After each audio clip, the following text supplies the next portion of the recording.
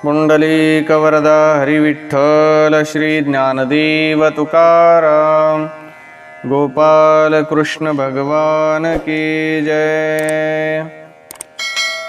आता भगवान या श्लोकात अर्जुनाच्या पहिल्या प्रश्नाचे उत्तर देतात। श्री भगवानुवाच प्रजहाति यदा कामान् सर्वान् पार्थ मनोगतान् आत्मन्येवात्मना तुष्टः स्थितप्रज्ञस्तदोच्यते।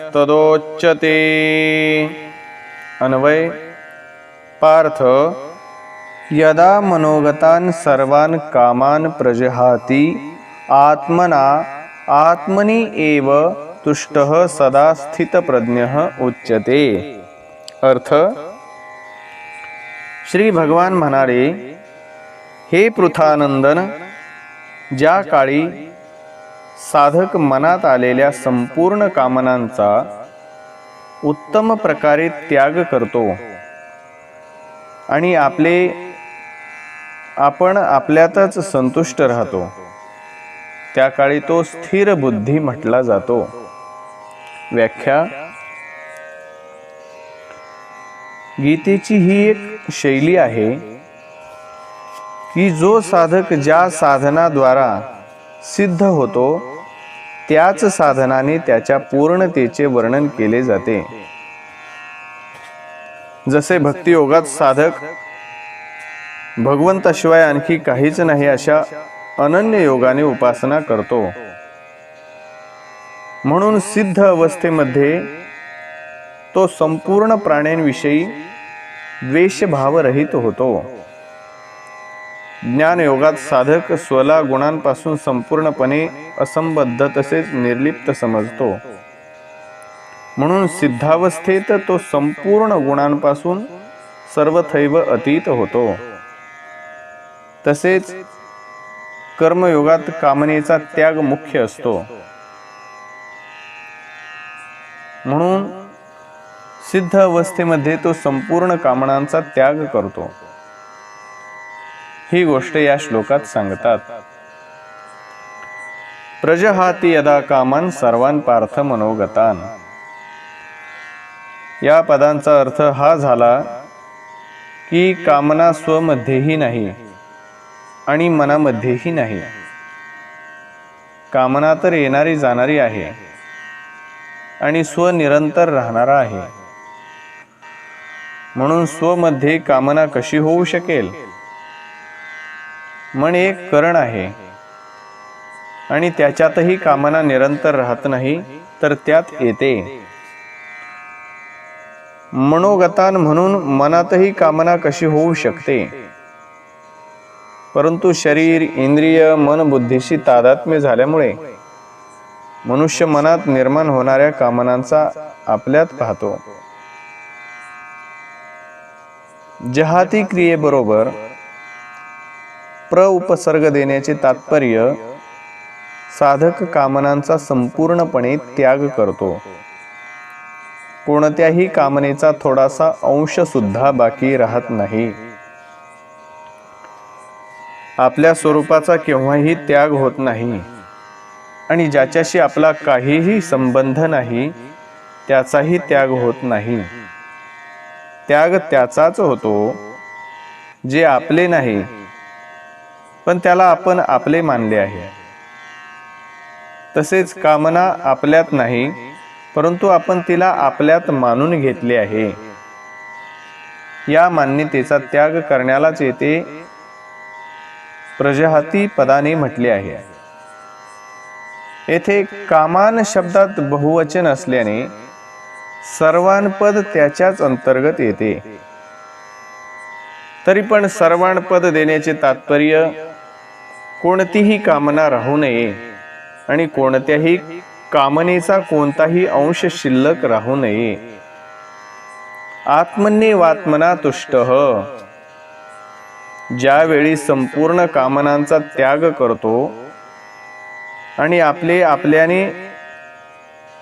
आपणाचच संतुष्ट राहतो, अर्थात आपणात सहज स्वाभाविक संतोष होतो। संतोष दोन प्रकारचा असतो.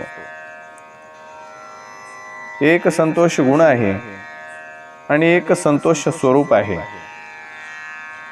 अंतःकरणात कसल्याही प्रकारची इच्छा नसणे हा संतोष गुण आहे आणि स्वमध्ये असंतोषाचा अत्यंताभाव आहे हा संतोष स्वरूप आहे. हा स्वरूपभूत संतोष आपोआप सर्व काळ राहतो. यासाठी कोणता अभ्यास किंवा विचार करावा लागत नाही. स्वरूपभूत संतोषात प्रज्ञा सहज स्थिर असते. स्थित प्रज्ञस्तदोच्यते. स्व जेव्हा अनंत शाखा असणाऱ्या अनंत कामनांना आपल्यात मानित होता त्यावेळीही वास्तविक कामना त्याच्यात नव्हत्या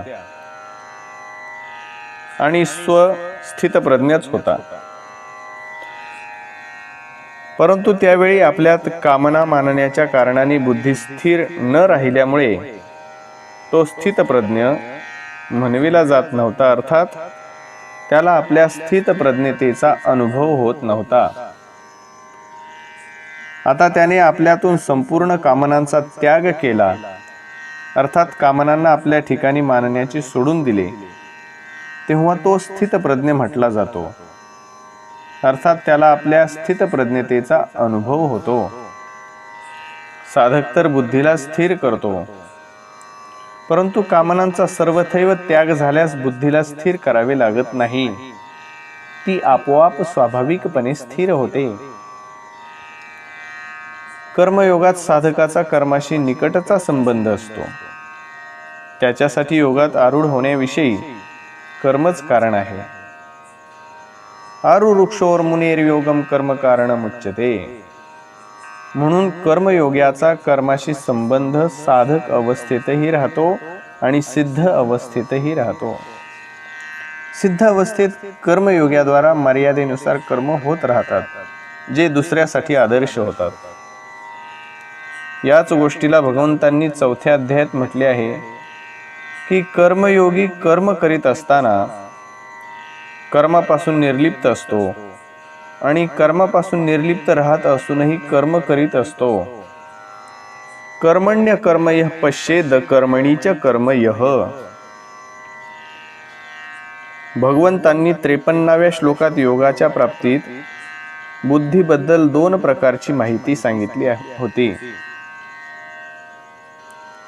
संसारापासून निवृत्त होण्यासाठी तर बुद्धी निश्चल असावी आणि परमात्म्यात स्थित होण्यासाठी बुद्धी अचल असावी. अर्थात निश्चल म्हणून संसाराचा त्याग दाखविला आणि अचल म्हणून परमात्म्यात स्थिती सांगितली. त्याच दोन्ही गोष्टी येथे यदा आणि तदा पदांनी सांगितल्या आहेत. जेव्हा साधक कामनेपासून सर्वथैव रहित होतो आणि आपल्या स्वरूपातच संतुष्ट राहतो, तेव्हा तो स्थित प्रज्ञ म्हणविला जातो.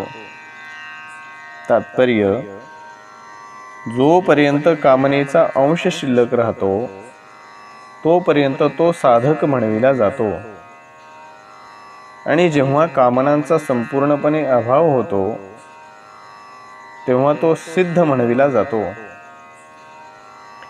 याच 2 विषयांचे वर्णन भगवंतांनी या अध्यायाच्या समाप्तीपर्यंत केले आहे. जसे येथे प्रजहाती यदा कामान सर्वान पदांनी संसाराचा त्याग सांगितला आणि मग आत्मनेवात्मना तुष्ट पदांनी परमात्म्यात स्थिती दाखविली. 56व्या श्लोकाच्या पहिल्या भागात संसाराचा त्याग आणि स्थितधीर मुनी ही पदाने परमात्म्यामध्ये स्थिती दाखविली. 57व्या आणि 58व्या श्लोकात प्रथम संसाराचा त्याग सांगितला आणि नंतर तस्य प्रज्ञा प्रतिष्ठिता पदांनी परमात्म्यामध्ये स्थिती दाखविली. 59व्या श्लोकाच्या पहिल्या भागात संसाराचा त्याग दाखविला आणि परमदृष्ट्वा पदांनी परमात्म्यात स्थिती दाखविली. 60व्या पासून 61व्या श्लोकापर्यंत प्रथम संसाराचा त्याग सांगितला आणि नंतर युक्त आसीत मत्परः इत्यादी पदांनी परमात्म्यात स्थिती दाखविली. 62व्या पासून 65व्या श्लोकापर्यंत प्रथम संसाराचा त्याग दाखविला आणि मग बुद्धी पर्यवतिष्ठते पदांनी परमात्म्यात स्थिती दाखविली. 66व्या पासून 68व्या श्लोकापर्यंत प्रथम संसाराचा त्याग सांगितला आणि मग तस्य प्रज्ञा प्रतिष्ठिता पदांनी परमात्म्यात स्थिती दाखविली. 69व्या श्लोकात या निशा सर्व भूतानां तसेच यस्याम जागृती भूतानी पदांनी संसाराचा त्याग सांगितला आणि तस्याम जागृती संयमी तसेच सा निशा पश्यतो मुने हे पदांनी परमात्म्यात स्थिती दाखविली. 70व्या आणि 71व्या श्लोकात प्रथम संसाराचा त्याग दाखविला आणि मग सशांती मधी गच्छती पदांनी परमात्म्यात स्थिती दाखविली. 72व्या श्लोकात नैनाम प्राप्य विमुह्यती पदांनी संसाराचा त्याग दाखविला आणि ब्रह्मनिर्वाण मृच्छती इत्यादी पदांनी परमात्म्यात स्थिती दाखविली. परिशिष्ट भाव एक विभाग अस्थिर बुद्धिवाल्यांचा आहे आणि एक विभाग स्थिर बुद्धिवाल्यांचा आहे. अस्थिर बुद्धिवाल्यांचा विचार तर पूर्वी 41व्या श्लोकापासून 44व्या श्लोकापर्यंत सांगितला. आता स्थिर बुद्धिवाल्यांचा विचार 55व्या पासून 71व्या श्लोकापर्यंत सांगतात. ज्यावेळी साधक सांसारिक आवडीचा त्याग करून आपल्या स्वरूपात स्थित राहतो त्यावेळी तो स्थिर बुद्धिवाला म्हटला जातो, ज्याचा परमात्म्याचा उद्देश असतो, ज्याची बुद्धी एक निश्चयात्मक असते. कारण परमात्मा ही एकच आहेत. परंतु ज्याचा संसाराचा उद्देश असतो त्याची बुद्धी असंख्य कामनावाली असते. कारण सांसारिक वस्तू असंख्य आहेत. समतेच्या प्राप्तीसाठी बुद्धीच्या स्थिरतेची फार आवश्यकता आहे. पातंजल योग दर्शनात तर मनाच्या स्थिरतेला महत्त्व दिले गेले आहे, परंतु गीता बुद्धीच्या स्थिरतेलाच महत्त्व देते.